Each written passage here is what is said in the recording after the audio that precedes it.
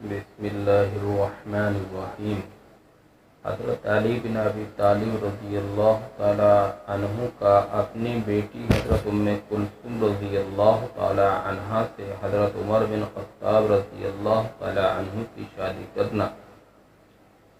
حضرت محمد بن علی رحمۃ اللہ علیہ کہتے ہیں کہ حضرت عمر رضی اللہ تعالی عنہ نے حضرت علی رضی اللہ تعالی عنہ کو ان کی بیٹی حضرت ام کلثوم رضی اللہ تعالی عنہ سے شادی کا پیغام دیا تو حضرت علی رضی اللہ تعالی عنہ نے کہا، میں نے تو یہ فیصلہ کیا ہوا ہے کہ اپنی تمام بیٹیوں کی شادی صرف اپنے بھائی حضرت جعفر بن ابی طالب رضی اللہ تعالی عنہ کے بیٹوں سے کر دوں گا۔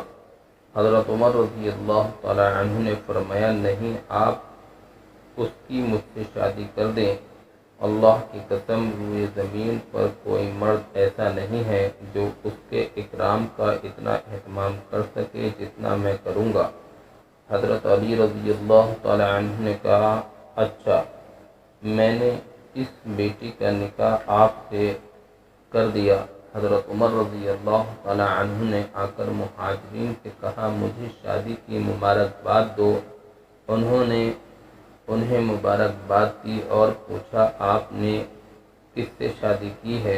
حضرت عمر رضی اللہ تعالی عنہ نے کہا، حضرت علی رضی اللہ تعالی عنہ کی بیٹی سے، کیونکہ حضور صلی اللہ علیہ وسلم نے فرمایا ہے کہ میرے رشتے اور تعلق کے علاوہ ہر رشتہ اور تعلق قیامت کے دن ختم ہو جائے گا۔ میں نے اپنی بیٹی کی شادی تو حضرت حضور صلی اللہ علیہ وسلم سے کی تھی، اب میں نے چاہا کہ حضور صلی اللہ علیہ وسلم کی نواسی سے میری شادی ہو جائے تو مزید رشتے کا تعلق حاصل ہو جائے۔ حضرت عطا خراسانی رحمۃ اللہ علیہ کی روایت میں یہ ہے کہ حضرت عمر رضی اللہ تعالی عنہ نے حضرت ام کلثوم رضی اللہ تعالی عنہ کو مہر میں 40,000 دیے۔ اللہ